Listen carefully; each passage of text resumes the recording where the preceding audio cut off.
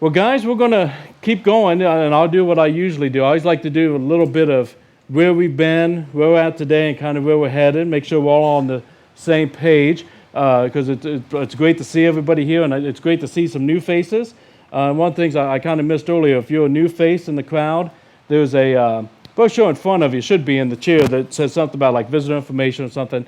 Kind of gives you a little bit of a feel for where we're at, so feel free to partake of that. But again, just to make sure we're all on the same page, we are digging through the Gospel of John, which basically just boils down to a historical account of one of Jesus' friends and one of his followers during his 3 years of public ministry on this earth, letting us know basically what happened so that we can learn the heart of Jesus, the teachings of Jesus, the passion of Jesus as we want to adopt it into our own.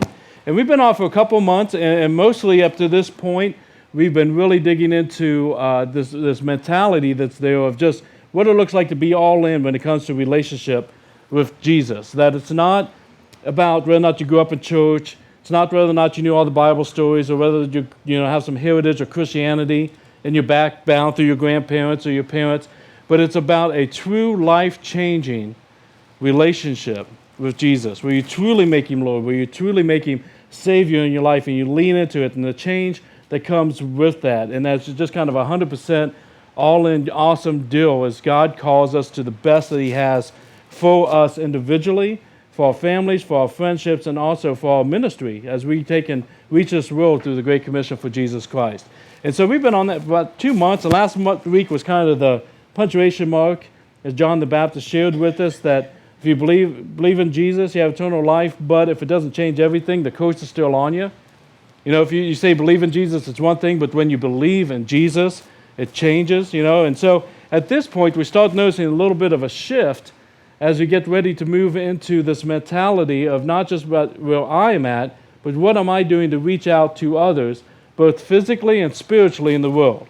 Not that those are the only two categories. Some of us struggle with things emotionally, some of us struggle with things mentally, some of us struggle with things relationally, but it seems that this particular section we're about to go into really puts a spotlight, Jesus showing us how to make a difference and reach out to others physically and spiritually. And so again, he's kind of assuming you're already saying, okay, I'm all in. Tom's been babbling about this for 2 months, fine. We're moving forward. We're going into another understanding, another place, another focus, another scope. And as we do that, and I kind of told you last week that there's 3 stories or testimonies or retellings in a row that show Jesus reaching out to others. There's the woman at the well. There's the official that has a son who's deathly ill or about to die. We have these different situations. There's a crippled man, lame man that Jesus encounters. And I told you I don't know exactly how that's going to go because there's so much when it comes to the woman at the well. I just didn't know what the Spirit has planned. Well, after this week's study, I can tell you I kind of got a feel for it, I think. He changes things on us, but I got a feel. I think we'll spend the next 3 weeks on the woman at the well. There was just too much there. There is so much awesome truth when it comes to reaching out to others. And when we look at it, there's going to be 3 kind of key points that really help us push through. Because I'm not saying, okay, none of you guys are reaching out, so let's finally do it. I'm just saying that there's challenges there, there's struggles there, there's truths there that we can really benefit from as brothers and sisters in Christ as we look at it in Jesus' example, in Jesus' heart. And the thing that's really awesome is when we get back together on not January, that would be horrible to do our Christmas evening gathering in January. December 20th, that Sunday night, with Saturday night guys and Sunday morning folks get together and we look at the Christmas narrative, we see that all of these are in the story of what God did for us when he reached out to us as humanity. So it's pretty cool what the Spirit's doing. I'm pretty excited about it. But today we're going to look at the first focus and kind of jump around in this particular retelling. So if you got your Bibles out, let's go ahead and go to John chapter 4. Put your finger there. If you do not have a Bible, again, there's Bibles in these baskets around the chairs underneath. They're either in front of you or underneath you, that you can use one of those or take one of those or keep one of those, whatever it takes. And again, YouVersion is up and running as well for our techie folks who like to use their phones or their tablets. If you see somebody using YouVersion, make sure you look over the shoulder, make sure they're not texting. Okay? Make sure they're not playing games. But besides that, that should be what they're doing. At least that's what my wife says she's doing in the back of the room right now. Okay. before we dig into it, just kind of get your finger there so we're all ready to go together. Let's dream a little bit about what it looks like if we are all in and we're all reaching out. What would the world look like? What would our lives look like? What would our church look like if that truly was the case?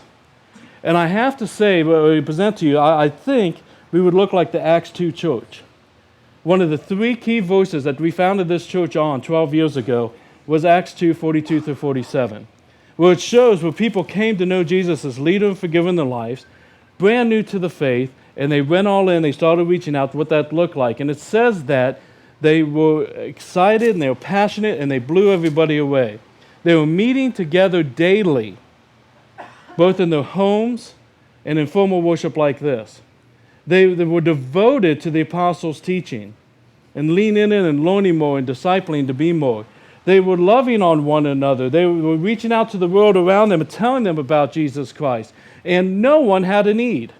We'll talk about the physical reaching out. Nobody had a need, according to those first early days. Now, I'm not saying as they got a few months into it that some of the humanists came in and then what struggles, but in that moment, it was beautiful. It was beautiful. If you had excess, extra property, extra car, whatever, they didn't have cars, but you know what I mean. Cars, extra things, you would sell that and they would bring it to the apostles' feet so that the apostles could look at those who had need and give that money away so that no one had a need. There was just no greediness going on with it. And it's really pretty beautiful to look at. It's something that if we are in our just most naive state, just sitting there thinking about, it's like, man, I'd love to be part of something like that. You know, I love my church. I want a church like that. I want to be part of that. I want to see where people's needs are taken care of, and it's not just, well, I'll pray for you, and then you just walk away and never really do anything when maybe you could be part of the answer. I want to see that happen in my life. I want my kids to experience that. I want my family to be a part of that. And the question becomes, why don't we see that? We see elements of it. We see sections of it. We see it in pockets. We hear testimonies, enough to make us feel good about ourselves, but that level of reaching out and being all in is not necessarily what I experience in my life. And maybe you don't get 100% as well. And I think one of the biggest challenges that come to it is, for now, let me use the word excuses that we come up with, so it doesn't happen. I'd love to be part of that, but I've got to pay my bills. I'd love to be part of that, but I don't have time to get together with other people every day. I'd love to be part of that, but I'd like to do that, but. And we have these different things that come up that I think a better word for the excuses is walls. Things that we have pre-decided that make us comfortable, that when the Spirit comes in and says, hey, let's get a little crazy, you say, well, I wish I could. And walls, I think, a lot of times keep us from doing the ministry that God calls us to. I think walls a lot of times keep us sometimes even from a relationship with Jesus Christ, because we're afraid of what those whispers might be, or because Satan has lied to us and said that those walls are too big for Jesus to get over. Those walls keep us from moving forward in ways that, quite frankly, our heart wants us to go. That's the wild part about it. We want it. But, you know, the reality. And what I want to look at today in this particular section, and we're not going to do this particular section of Scripture just like straight through like we normally do. There's going to be a couple of sections as the different points that we reach. So I think there's a little bit of topical on this as well as expository. But the section I want to look at in today shows Jesus coming up against some things that could have been walls in his life, weren't, and because of that, he was able to make a difference. And if we look at his heart, I think, and we adopt it a little bit, we could see how we could get past it too. Because walls never let us do ministry. So let's read into this a little bit. We'll dig into it and we'll see what we find in the life of Jesus this morning. If we start out in verse 1, it says, when Jesus learned that the Pharisees had heard that Jesus was making and baptizing more disciples than John, although Jesus himself did not baptize, but only his disciples, he left Judea and departed again for Galilee. And he had to pass through Samaria. So he came to a town of Samaria called Sychar, near the field that Jacob had given to his son Joseph. Jacob's well was there, so Jesus, wearied as he was from his journey, was sitting beside the well. It was about the 6th hour. So John does basically something that's kind of a familiar pattern. He sets a scene for us. He gives us a context. You know, here we have Jesus who has a situation that we studied last week. The Pharisees are coming in and kind of trying to cause some division, cause a little bit of jealousy, cause a little bit of struggle between John the Baptist's disciples and Jesus' group that's over here, and hey, more people are going to him. And Jesus, for whatever reason, decides to leave. And I don't know if it's because Faith was young and he didn't want to cause a division, or if it wasn't something that he was supposed to be addressing, whatever the case may be. But he sees the Pharisees basically hatching a plan to cause division. And he says, on this case scenario, I'm moving on. And so as he moves on, he starts a journey. And John gives us enough clues to get a kind of an idea of what that morning looked like. Because when it says that he was there at this well at 6 a.m., the 6th hour, that would be noon. Because their time starts at 6 a.m. and what they move off of. To get there, he would have had to walk a kind of a treacherous path, not a horrible path, but definitely one that is for your advanced hikers, down from Judea, down into the lands and into this area. It would have taken about 5-6 hours, so he probably started about 6:30 in the morning to be able to get there by noon. And as he goes through, and the crazy part is, and I like how John says they had to go that way. I don't know why John says he had to go that way, unless if that's a God thing, because there's actually 3 paths, and the least likely is the one through Samaria. But nonetheless, that's the one he took, and so he walked and he went with his disciples, and they come into this town that usually that they would avoid. And he says, guys, I'm tired. And if we bring in verse 8 here, it says that the other disciples went on into the city to get food, that they were gone. To the point that it's like Jesus says, hey, I'm tired. Nobody else, I don't know, if you're like me, and somebody says, man, I'm just so tired from that trip. You think you're tired, I did this. And you know how we kind of get this conversation? The guy said, you know what, rest. You need to rest. We got this covered. We're going into town. And so that's kind of the setting as we get started. The other thing about this well is it would be pretty deserted at this time. It's kind of a good place if you want to catch a little cat nap. Outside the fact that it's hot, because it's so hot at that time of day, most people aren't out there because they usually come like at 8 o'clock, 9 o'clock in the morning to get their water because they don't want to carry it when it's so stinking hot outside. So that's kind of the scene of where he's at. Usually we wouldn't have anybody walk into the middle of it, but nonetheless, in verse 7, we see that happens. A woman from Samaria came to draw water. And Jesus said to her, give me a drink. Going to verse 9, the Samaritan woman said to him, how is it that you, a Jew, ask for a drink from me, a woman of Samaria? For Jews have no dealings with Samaritans. So let's explore that a little bit. Here he is, he's tired, he's ready to be done. Somebody does come up, he does ask for a drink of water, but it's still kind of odd that he does. And they introduce a couple of the things that would be a kind of a block or kind of uncomfortable thing within this. She's a Samaritan. Again, if you've been part of these studies before, you know what that means. If you haven't, Samaritans are half-breeds in this time. They're half Jewish, half Gentile. And for those who are kind of like, quite frankly, stuck up because they're pure-blood Jews, the Samaritans are like the muggles of their world. They look at them as kind of, I can see who likes Harry Potter and who does not in that moment, just by the way, just to let you know. But there's a lot of prejudice against them. There's a lot of looking down upon them. And her situation even goes further. So much that I've heard some people refer to the story as the bad Samaritan story. We got the Good Samaritan parable with the Samaritans, the unlikely hero of the story because he helped somebody who's been hurt. Here, this is somebody that by society's standpoint was at the bottom of the heap. Not only was she Samaritan, she was, and again, forgive me, but this is their culture, she was a woman. And that wasn't necessarily at the height of the list. A lot of times women were looked at as property. And when we compare this to the story that happened just shortly before this, with Jesus having a conversation with Nicodemus, we see that John is making sure that we understand the two extremes of Jesus, because Nicodemus, again, here's a man, here's a woman, here's a Jewish man, here's the half-breed, here's somebody that's highly regarded, here's someone that's being trashed around town, because we're going to find out next week as we go into a testimony that she's been married 5 times, divorced 5 times, and is living with the man that's not her husband now, which at that time was just unthinkable. So her morals were low, Nicodemus was high. You with me? There's all kinds of different things within this. His stature was high, his stature was low.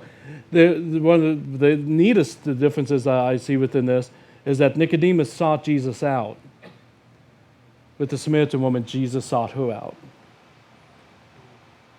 But if Nicodemus was like the guy, she's the epitome of any of us sitting in this room to say, Jesus could never love me. Everybody else sees me as nothing. Do not have money. I do not have status. I do not have power and control like Nicodemus. John's making sure we understand what Jesus' heart on both areas loves us dearly.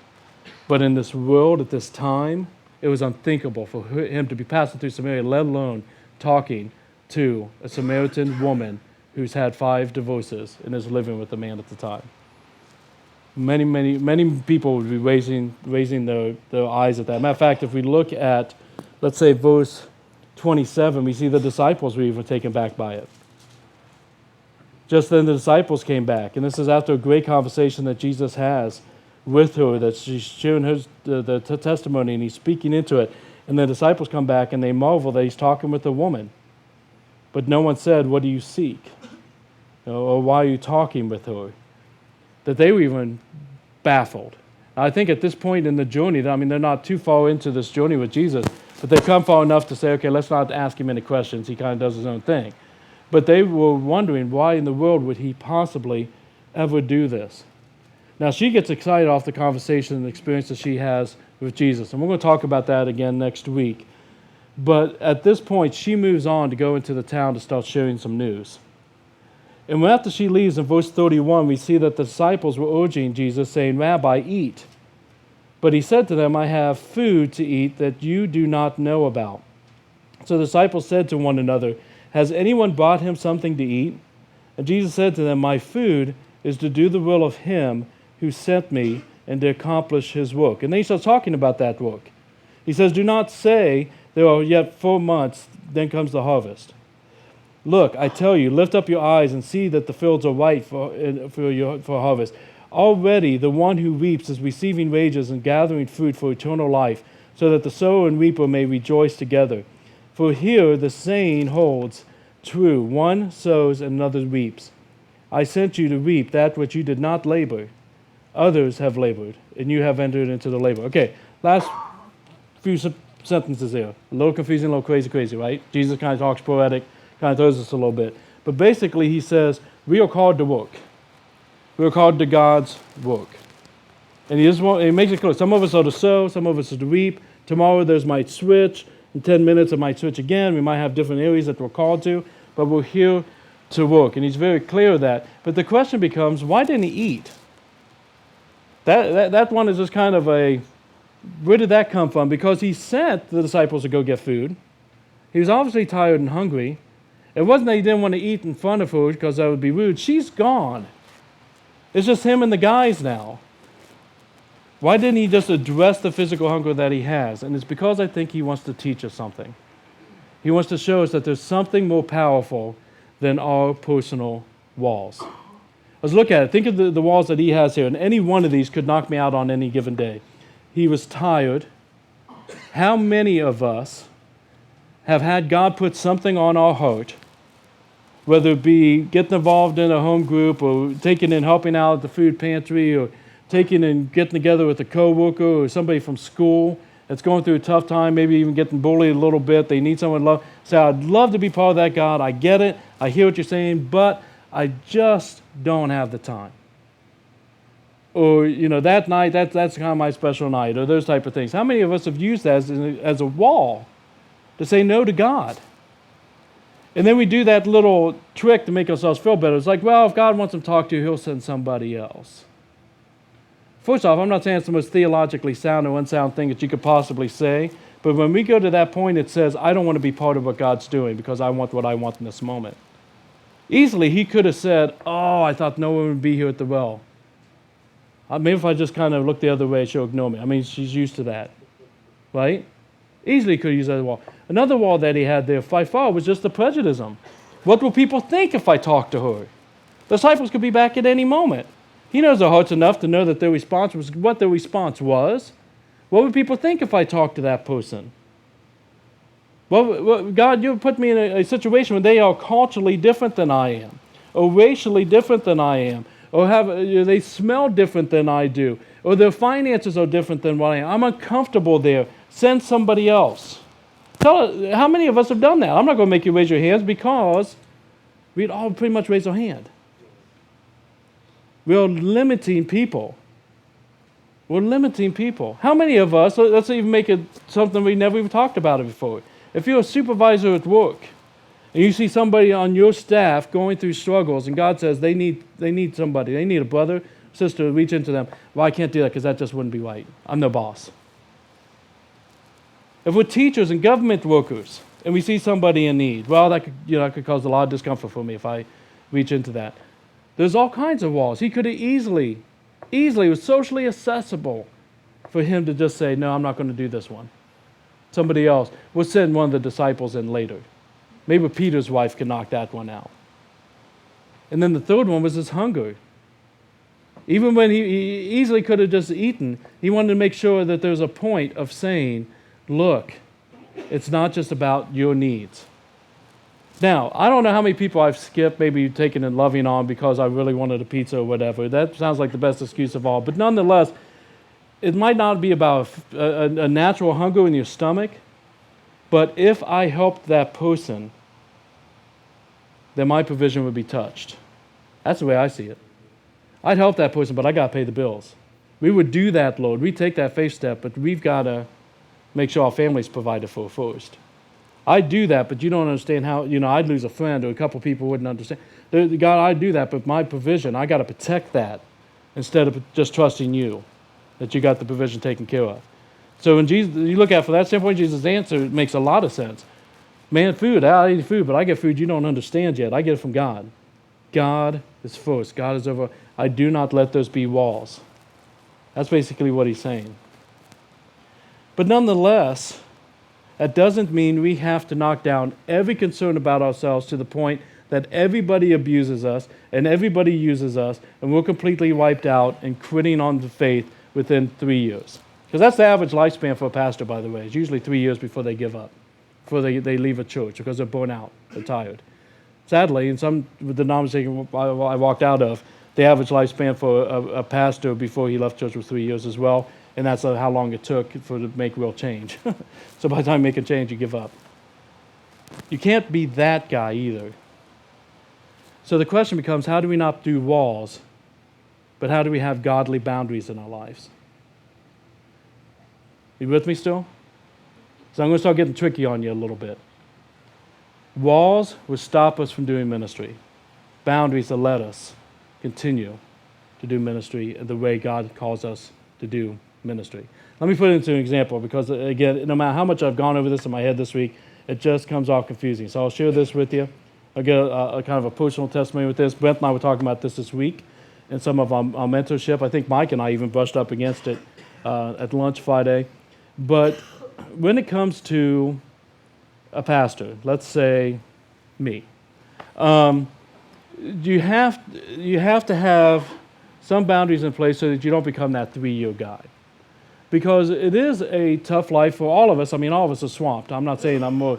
But when you have the studies, when you have the nursing homes, when you have 150 people that God has called you to shepherd over that need to get together and talk, need to get together and pray, when you have the different administration stuff that no one sees that goes on at the office, it can be kind of overwhelming. And you want your family time and you want your personal time, and the question becomes, how do you make sure you don't burn out? How do you do it for 12 years instead of 3? And I remember when I first addressed this, because a lot of things changed about 4 or 5 years ago, and I changed my schedule, I did it wrong. I came down, I had a piece of paper and I sat down, this is the wrong part, and I said, okay, Mondays are my day off, Tuesday and Wednesday mornings, this is the nursing homes, here's what I do Tuesday nights, Wednesdays, okay, Thursdays, Fridays, this is my study time, this is when I have time, family, blah, blah, blah. And I made walls to protect myself, to make sure that I wasn't being a goof. And you know what I ended up saying? God, on Monday, don't bother me. Because if someone calls me on Monday, that's going to frustrate me. On Tuesday, at the nursing home, like something, they need this, and it's more than that half an hour that I got blocked in there. God, I don't like that. God, Thursday night, that's family night. So if somebody has an emergency, that's fine. I'll see them Friday morning. That's kind of where your mentality goes into. God, this is my plan. Now, you work within the boxes I gave you. and I'll be happy and I'll do ministry. That's walls. How if I take the same plan and say, these are my boundaries, not my walls, but my boundaries, then when someone calls me on Monday afternoon, which I'll be honest with, Mondays, that's probably the most violated day, and it's fine. I look at that and I say, God, that phone call, is that you? Is that you? Is that something you bring into my gate? Is that something that's so easily worth blowing off a couple hours of my day off to be with somebody?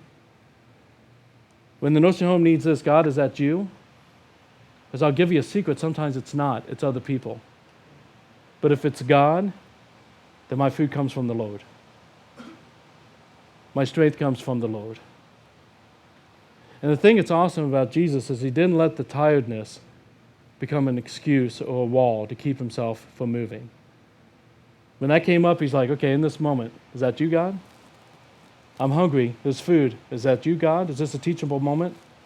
You know the thing's so awesome about Jesus, he didn't have to do that when it came to prejudice because he loved so much he got prejudice out of his system.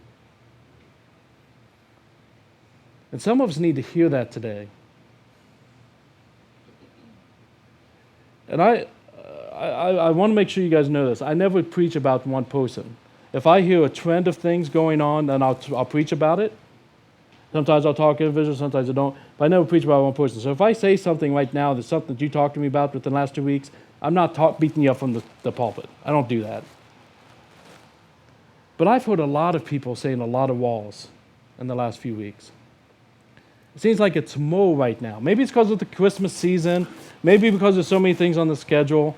Maybe because we're trying to afford Christmas presents. I don't know what it is, but I'm hearing a lot of walls of what we say, I'll do that for someone, but I won't do this.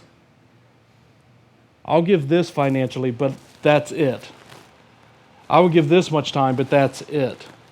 Or walls that start to come from resentment because you are going past that line and others aren't, and you feel like it's unfair. How come I'm giving up one Sunday every month to work with the kids and a bunch of other people are ignoring it? You know what I mean? That's how things sneak through, don't they? Or something that you do for the children. This is not one of the cases, but let's say Barbara has been fabulous at taking over, doing all the finances during the week. And you know one thing I know about a job when you're the only one in the church is you start thinking, why am I doing this all the time? Nobody else is here. She's never said that. I love you because that's not your heart. She's like, I never even thought that. Tom, he's the evil one. He's the screwed up, tempted one. We've got to watch. Satan will come in and take a boundary and try to turn it into a wall every time. When God gives us God-given gifts, and we say, especially when we do it at work, God love you teachers, God loves so many different people, and we say, everybody wants me to help with their computer stuff. I know that. God bless my wife. She was a tech coordinator for years, and everybody has computer questions. And sometimes you just want to go, leave me alone. But there's got to be boundaries there. How can I help people? How can I love people? What has God entrusted me with? How do I take my time and go the extra step to get some Christian community, to love on people and to make the difference? And not care what everybody else thinks and stop being so selfish trying to get what I want. It's tough, isn't it? But what we're going to find next week is it changed her life. What we find next week is that she took it into town and it changed the life of everybody in that town. Because that's how God works. Let me give you an example on the physical realm. You might see this on Facebook because I'm one of those Facebook goofball people. I saw a trending thing. I will say this, I'm not on Facebook a lot anymore. That's not a boundary, no wall, it's just the truth. So if I'm not liking your stuff as much, it's not that I don't like you anymore. It's just I'm not there. But I was going through and you see these trending topics, and I saw this topic, and I'll be honest, when I first saw it, it's like, really, that's trending?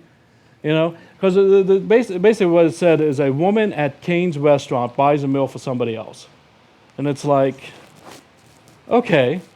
So then I read it, and I got thinking about it. And it is kind of, in one way, well, no, I'll come back to that. But anyways, here's the story. This lady's eating at Cane's, her and her husband. A bunch of people are there. It's a busy time. This is in California. She notices a homeless woman hanging out by the trash can. And as people are bringing the trash up, she is asking them if she can have their leftovers to eat. Can you imagine being humbled that much? I know some of you guys have been there, but can you imagine? And every single person ignored her, would not look at her, and dumped their leftovers into the trash can. So the woman decided, when I take my trash up, as she asked me, I'm going to make sure she gets my leftovers.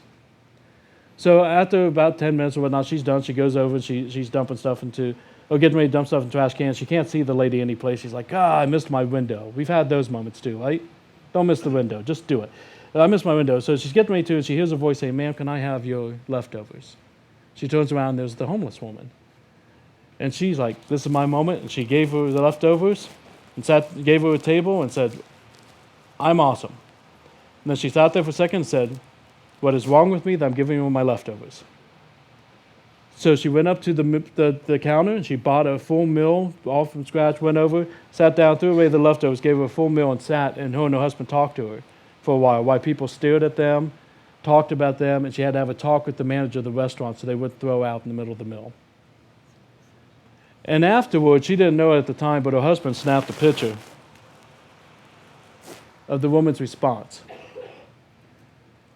who just basically just fell into the stranger's stomach and just hugged on her and wept at the difference that she made in her life in that moment. You can be doing that. Some of you guys are, don't get me wrong, some of you guys are doing that. But there's more moments, I almost guarantee you, because I know my own heart, and I know how feeble we are as people. You have opportunities to do that. If you're willing to sacrifice that $7, if you're willing to sacrifice that 10 minutes, if you're ready to get past that frustration of feeling like you're being used, if you're ready to get past what other people at school or your job or even what your spouse thinks of you, you can have moments like that this year. And all the days to come. Spiritually, there's people around you that are starving. People that are spiritually living on the leftovers of this world, wherever they can grab them. You could be that person who steps in, gives you your time, your resources, your heart to lead them to the Lord, to tell them about hope, to tell them the difference that He's made in your life. You can take that 15 minutes, can't you? You can take somebody out for lunch with that and spend $10 or whatever. You can go and pick somebody up and take them to church because they don't have a ride, can't you? Can't you be that person? That even though you might never see it here on this earth, that spiritually they are falling into you and grabbing hold for dear life with tears flowing through their eyes? If we could just get past the walls, keep the boundaries. When things come up against the boundaries, take a quick second and say, God, is that you? But if it's Him, throw it to the trash can and go running to put your arms around somebody who's hurting. Listen, you might be in this room and you're that woman. Maybe you're the woman at the well,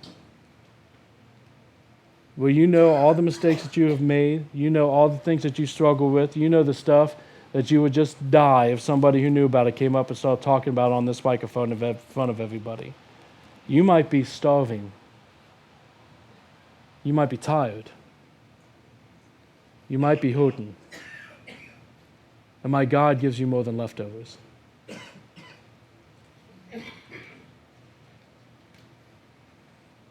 Talking about Facebook, one of the things I put on there this week was talking about sermons and how it's not about a sermon where you're entertained or you feel engaged by the speaker, but it's about what the Spirit says to your heart. And I shared in the comments, and this is one thing that never ceases to amaze me, but at the same standpoint never ceases to surprise me, it doesn't really surprise me either, is the Spirit does what He wants to do in these messages. This really has so little to do with me, it's insane. There's people come up to me every week and say, hey, when you said this is what God put on my heart. And I'm thinking, I never said that. The Spirit said that to you through the message, through the Word. I never said that. I've had people want to go back to the videotape to prove themselves. No need. I know the Spirit speaks. And I don't know where you're at today or what the Spirit's putting on your heart today. But it might be time to stop trying to control the finances at the level that you have and trust God and let Him use it. It might be time to give the schedule up into His hands and say, okay, we're going to pray about this. This is our boundaries, but God, my time is yours. My family time is yours. And more importantly, you might be here today saying for the first time, or maybe coming back and saying, my life is yours. No more walls.